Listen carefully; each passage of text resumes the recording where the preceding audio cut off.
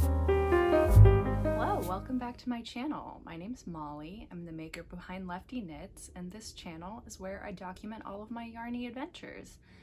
If you want to find me on other platforms, my username is lefty.knits on Instagram and TikTok.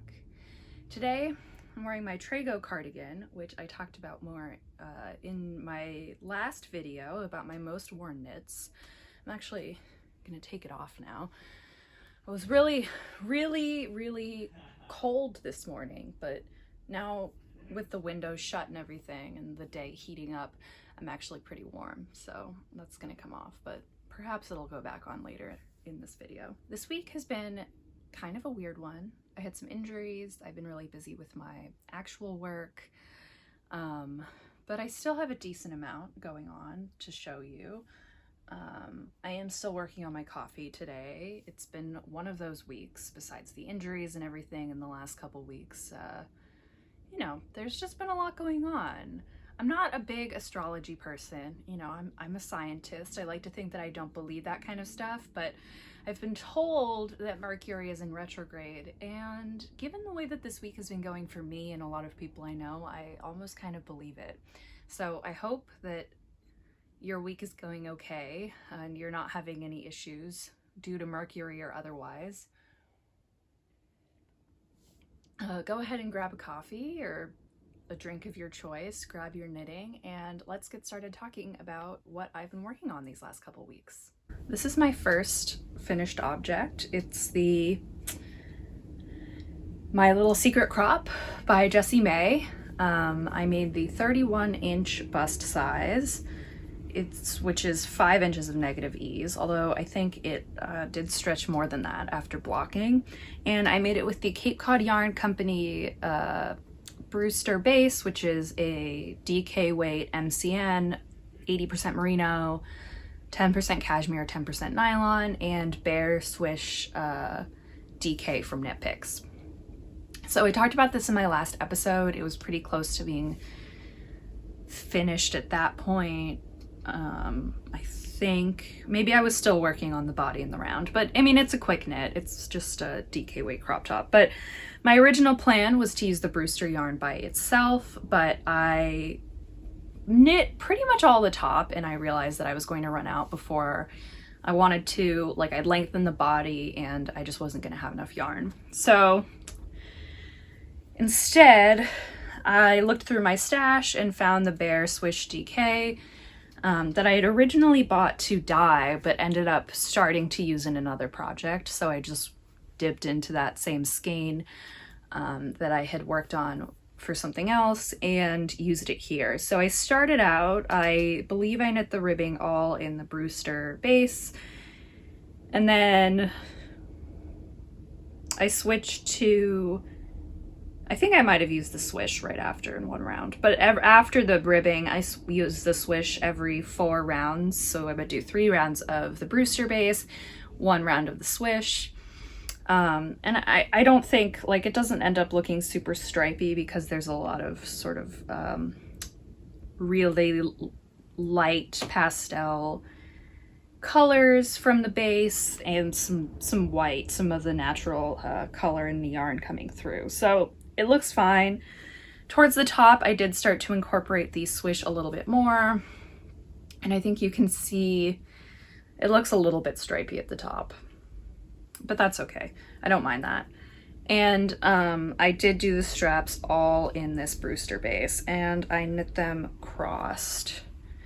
Now, I do think that I messed the straps up a little bit, and like one is longer than the other. Like, it doesn't totally sit right on my back, and I did block it. I'm just kind of ignoring that for now and hoping that it kind of evens out. I did do 3 needle bind off instead of Kitchener's so that it will hopefully be a little bit easier to unravel if I decide I want to revisit the straps at a later date. But for now, it's okay. Although I didn't realize how hard it would be to show this top with the crisscross straps. Anyway, it ended up working out really well. It fits me pretty well. It's not super cropped. It comes down basically to my like hips, and I think will work well with, you know, skirts and pants of various kinds. I mostly have high-waisted pants at this point.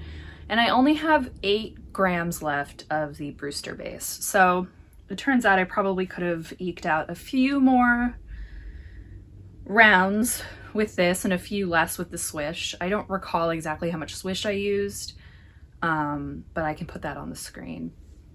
It wasn't a huge amount. I think I want to say this whole thing was like 113 to 120 grams. So it's not like a super, I didn't use that much more. I could have gone with one skein if I was okay with it being a little more cropped, or if I wanted it to knit a smaller size and make this just a little bit tighter. But I'm ultimately really happy with the way that it turned out, and I will insert some footage here of me wearing it so that you can see what it looks like on. It's really squishy and like very soft. I really like the way that 3x3 rib ends up feeling in a thicker yarn. It's like, it just feels very luxurious, and you know, I don't know if I can really feel the cashmere in the MCN base, but it feels really nice. So I think that I'll get some wear out of this. We're still in the warm stages of the year, kind of. So I probably will be able to get a little bit more wear out of this before we enter the colder months here in Berkeley. So that is that. So when it comes to whips, I have one that I'll be talking about. I'm knitting a baby onesie for my boyfriend's brother and his girlfriend who are having a baby. They'll have a baby maybe even by the time you watch this. It depends when you watch it, but within a week of this being released, the baby should be born. And I'm knitting the 6 size onesie. It's been kind of on hold for a little bit. I haven't like super enjoyed knitting it, which is fine, but I'm knitting the 6 size. So I figure I have a little bit of time to kind of wait to get that done. And I haven't been working on it because I have been working on Selfish Knits, and I have been majorly getting excited about self-drafting and designing knitwear. So I'll get to that in a second. I'm going to start out by talking about the Billy pullover, which I talked about in my fall knitting plans video a few weeks back, because it's kind of relevant to how I got here. So this is what I have done of the Billy pullover. It's patterned by Starry Nordland. It's an all over cable pullover. The yarn I'm using is Jagger Spun Zephyr. I have a hank here for your viewing pleasure. And this yarn is 50% wool, 50% silk, and 248 yards per 100 grams. It feels really nice. It has like a slightly heathered look, a little bit of a sheen from the silk, and I really like it. So I'm knitting this on size 4 needles, which is pretty small for worsted weight, but I've been finding my gauge getting like very loose recently. Like, I don't feel like I knit that loosely, but like the needle size I have to use versus the one specified in the pattern tells me that I must be.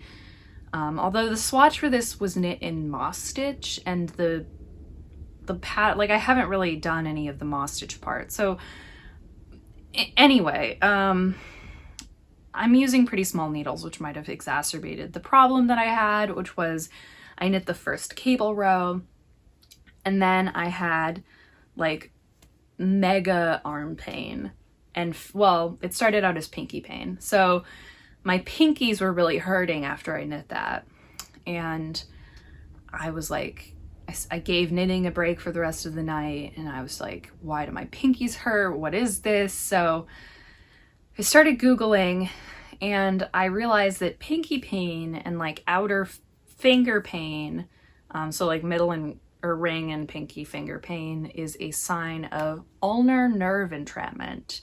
Now, I'm not a doctor. Please don't take this as medical advice. I haven't been to a doctor, so I don't know for sure like what my own diagnosis would be, if that would even be it. But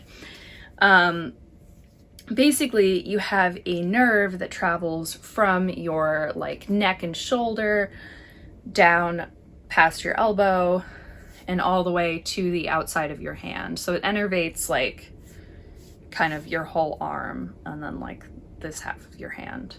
And apparently what happens is if you like have your elbows bent a lot, the nerve can kind of get like trapped in your elbow, and you can end up with elbow pain, outer finger pain. Sometimes it gets trapped at the level of the shoulder. And I was like, oh, I do have elbow pain too. Like, crap, this must be what it is. So I tried to take the knitting easy for like a day. Another big thing I've been trying to do is sleep with my arms out like straighter, like at least, you know, straighter than 90 degrees, because I find that my desired sleeping position is to have my arms like under me or like tucked up sort of next to me, or sometimes I sleep on my stomach and I like put my arms like literally underneath my whole body, and I don't think that is helping.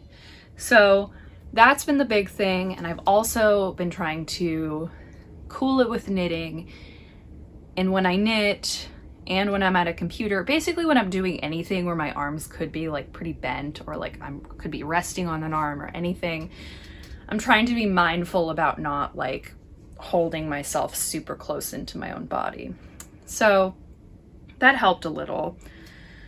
But with this project, I've also been keeping this like going kind of slowly on this, because I think doing the cables and stuff, you know, I find myself knitting like very close to my body and kind of like having some issues getting things situated properly in a way that I don't think is helpful for this.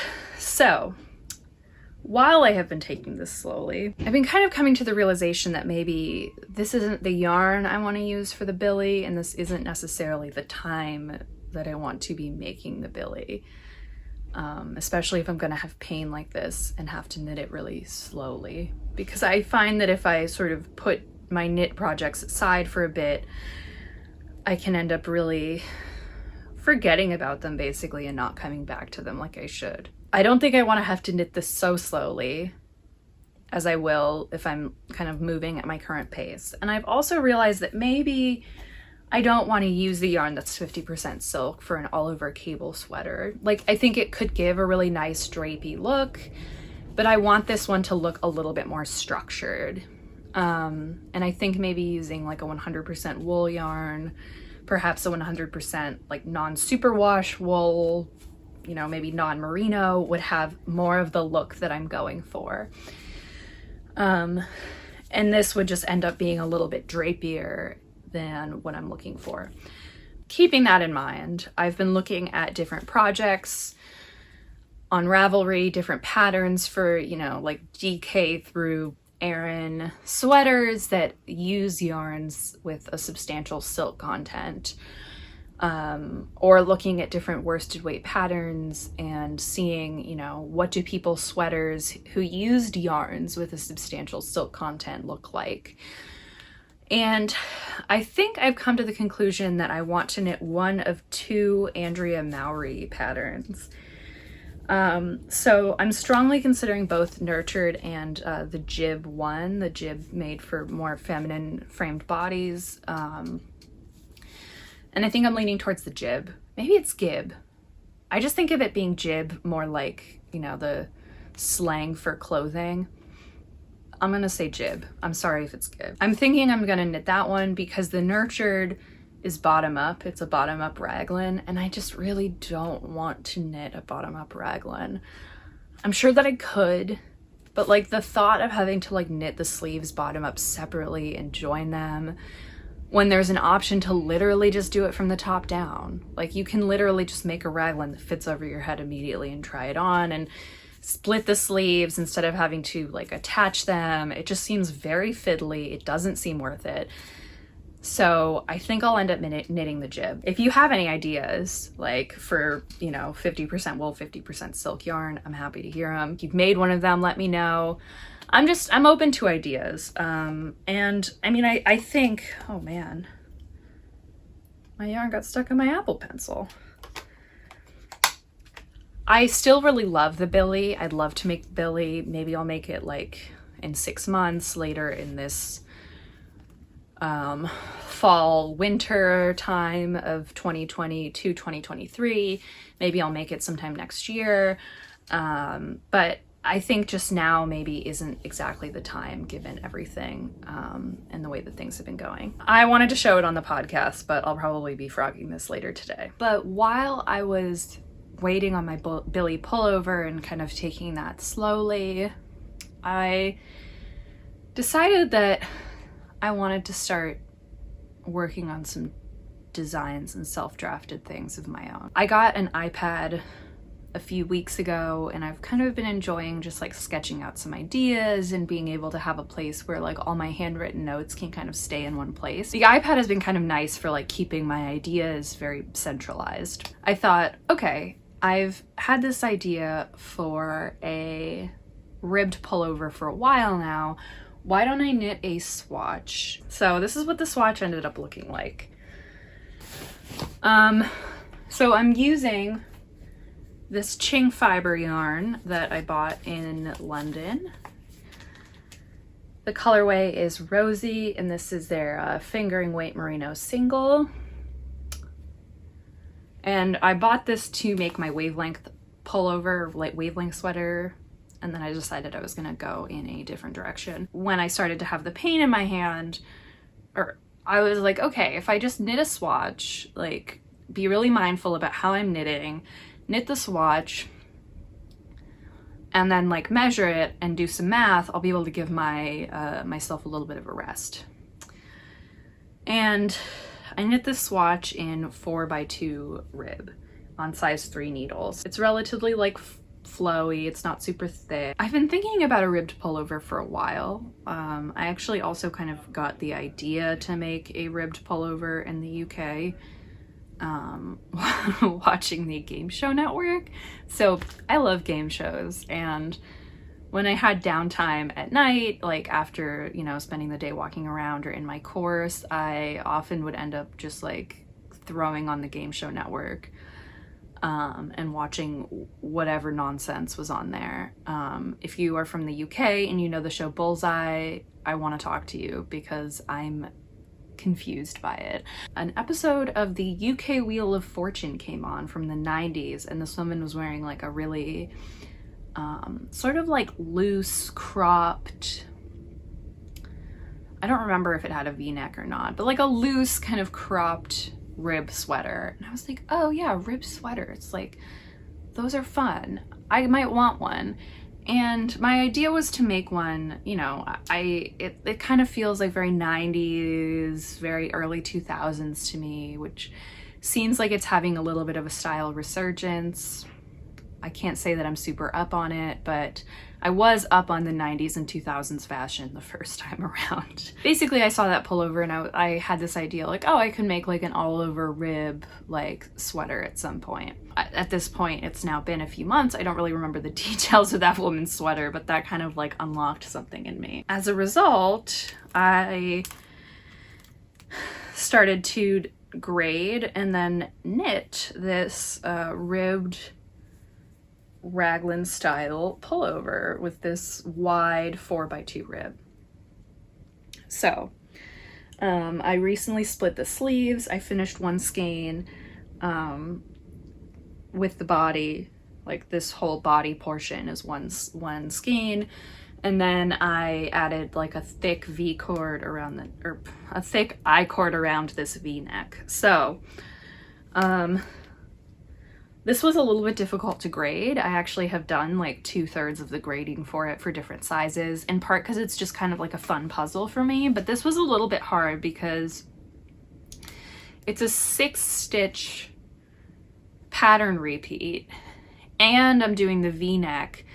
So like to try to make sure that the stitches, like, the the pattern was centered like in the front and on the sleeves was a little bit complicated.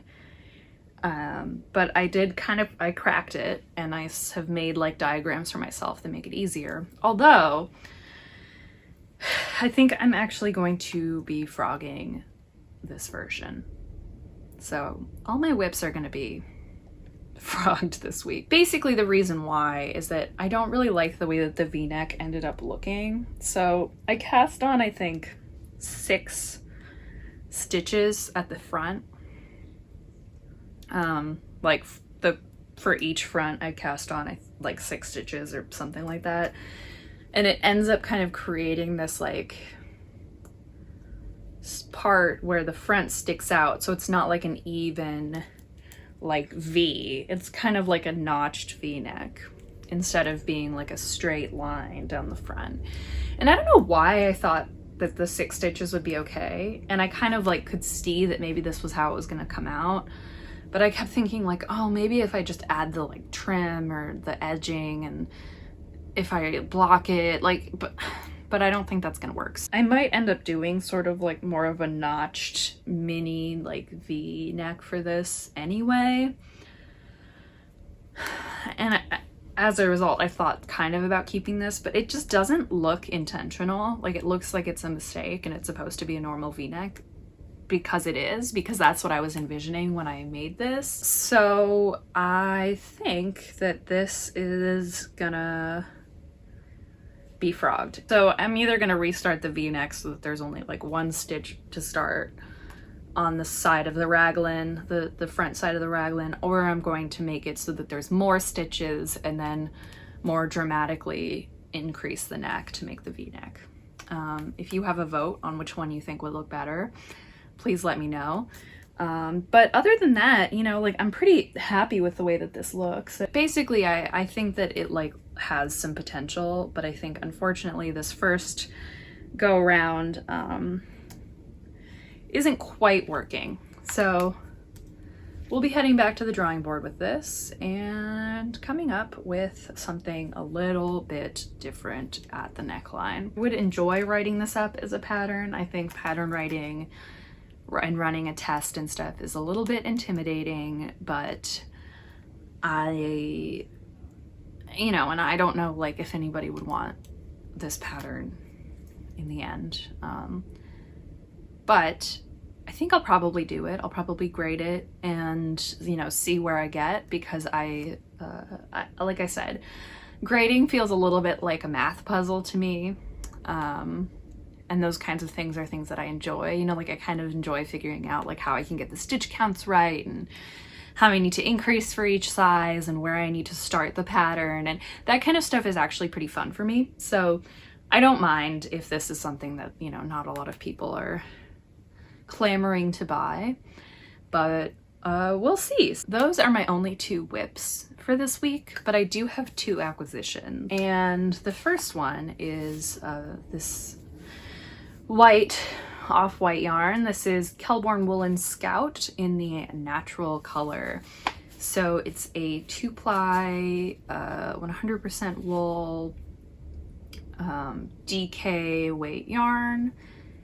It's 274 yards for 100 grams, or 250 meters. It's like very bouncy and like pretty soft for a non-superwash yarn. I have knit and blocked a swatch, and it feels even softer once you've knit it.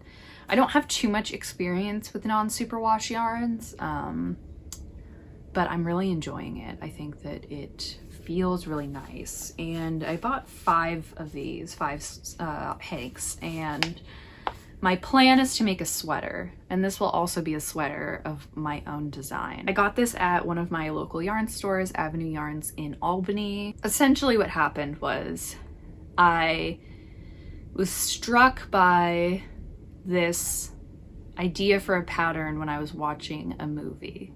clearly a lot of my ideas come from watching TV and movies, which I do a good amount of, often while knitting. But I was kind of just like struck by this idea. I'll talk a little bit more probably once I'm showing a product to go with it. But this idea just kind of came to me. I wanted a sweater like the characters in the film. It just was like a moment of inspiration that I had, and I was like, I need to make a like white sweater for myself. It'll, you know, broadly it's going to be like a textured stripe pattern. I was like, I need a white yarn. I want it to be like DK, worsted, Aran, like probably DK or worsted, because like much heavier in this area. It's not super helpful to have like a really thick woolly sweater. And when I was looking at different types of yarn, I came across Scout by Kelborn Woolens, this yarn, and you know, the natural color, and I was like, that actually looks perfect. Is there anywhere I can sort of go feel it and see how, you know, what the touch of it is like, since I'm not as experienced with non-superwash wools, like what it feels like, how it looks, works in my hand. And I found a listing for it on the Avenue Yarns website, but it said it was all sold out. So I was like, well, maybe I'll go over there, check in, see if they have some stock that isn't listed on the website, like see what other yarns they have. It had been a while since I'd been in. I have tended to go to Black Squirrel Berkeley a little bit more often. The good thing is that their stash, like the things they stock, don't overlap a lot. So like I still anticipate that I'll be going to both of them a good amount. But it's a really fun store. There's a lot of different options. And I ended up talking to a woman who I believe might actually be the owner. And when I described the yarns that I, like the type of yarn I was looking for, she said, have you ever tried Kelborn Woolen Scout? And I said, oh no, I like saw though that it's out of stock here, like, and she was like, oh, we've actually never stocked it, but it's coming. So the reason it was on the website and said out of stock was because it was like basically listed there in preparation for them receiving their order, and then they would be able to put it online. So for like a week, basically every day, I was checking the Avenue Yarns website to see if Scout was in stock on their website. And I was like checking their Instagram and stuff to kind of see like, okay, I want to jump on this yarn as soon as it's there. I want to see what it's like. So finally, it was listed as in stock. I went and grabbed some. It felt, you know, better than I was expecting, honestly. It felt softer than I was expecting. And I really, the natural color was what I was looking for, so I got this. And like I said, this will be a design of my own. Probably in 2 weeks I'll have an update on it. I'm still playing around with some techniques before I show you what I've come up with, but that's something to look forward to in my next podcast episode, I guess. My final acquisition is sort of like, in a way, an update on on a project and an acquisition that I had maybe last time or the time before. And that's an update on the yarn that I'm going to be using for the My Time sweater by Lily Kate Makes. So, originally my plan was to use this Mohair, Lana Grossa Silk Hair in Petrol, with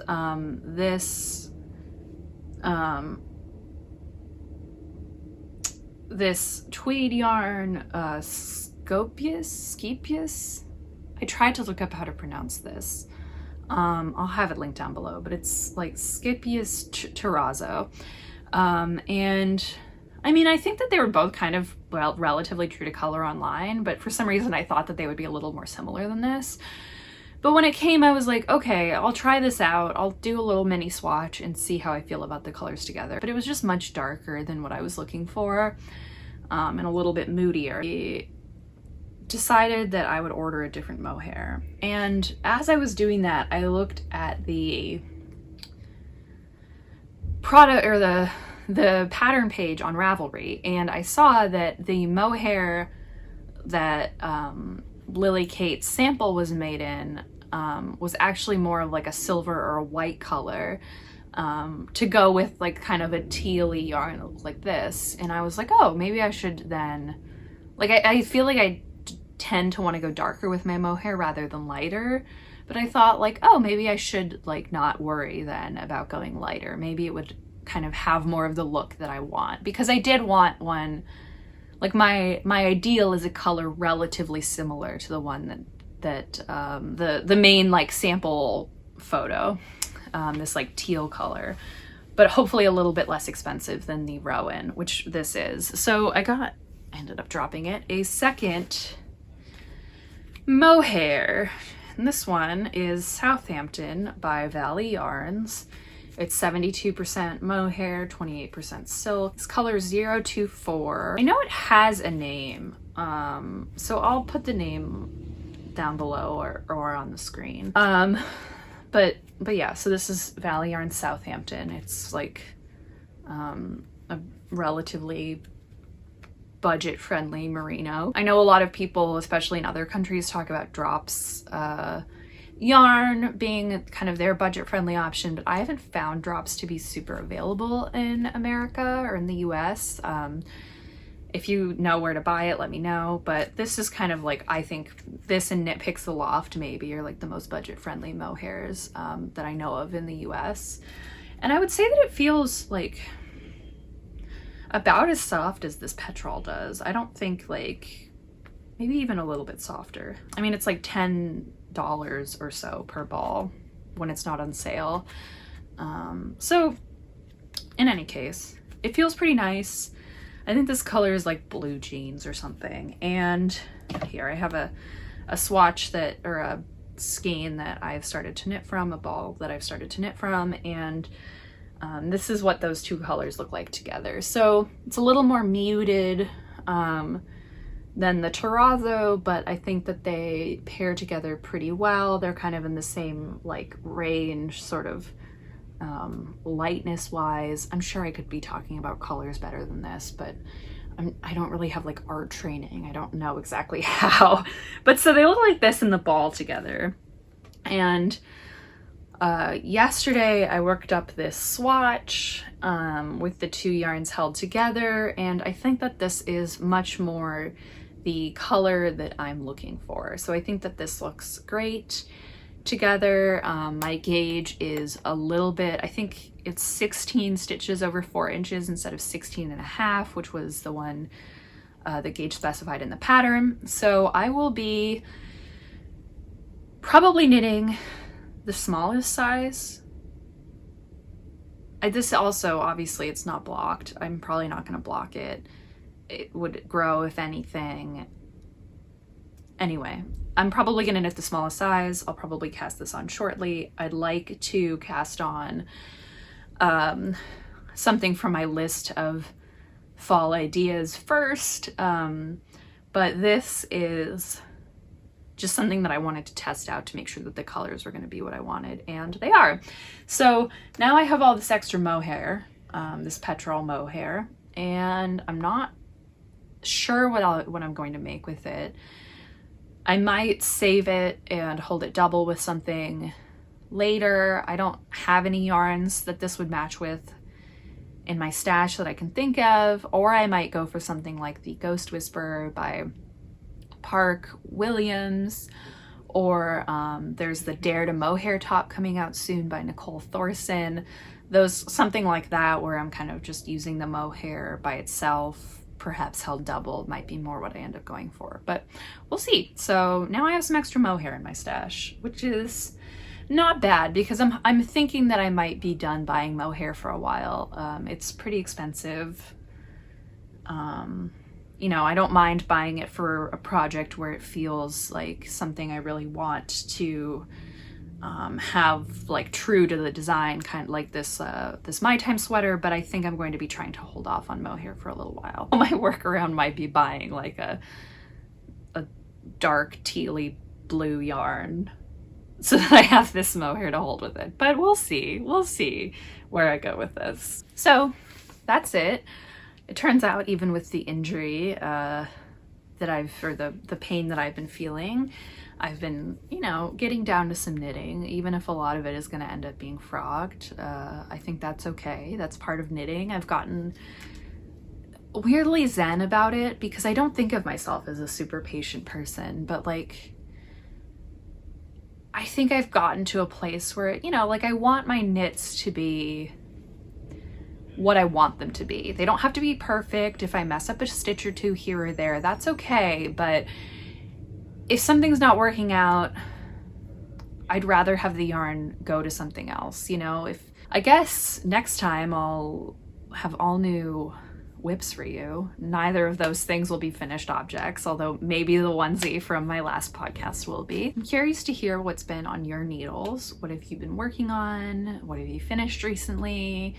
I'm kind of in a place with, my whips kind of being frogged where I need a little bit of inspiration, I think. So I'd love to hear what you're up to. Please let me know in the comments down below. And that's it for this week. Thanks so much for watching. I hope you've had a good week, and I hope the rest of your day goes really well. Bye.